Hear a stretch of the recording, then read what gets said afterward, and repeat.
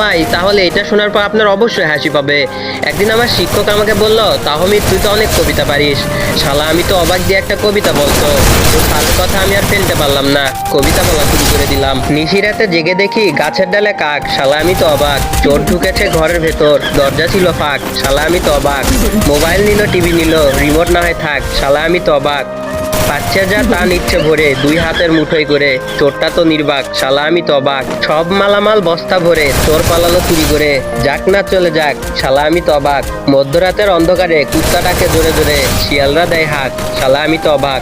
ভয়ে শরীরে শিউরে ওঠে, না জানি আজ কি যে ঘটে, আবার ডাকে কাক, শালা আমি তো অবাক। হয়নি রাতে তেমন কিছু, কোনো ভূতাই নেয়নি পিছু, বেঁচে গেছি যাক, শালা আমি তো অবাক। সকালে দেখি পুরো পাড়া মারছে, সবাই মারছে তারা, চোরটা নাকি পড়েছে ধরা, চোরের মাথায় টাক, শালা আমি তো এবার পুরোই অবাক। তো যাই হোক বন্ধুরা,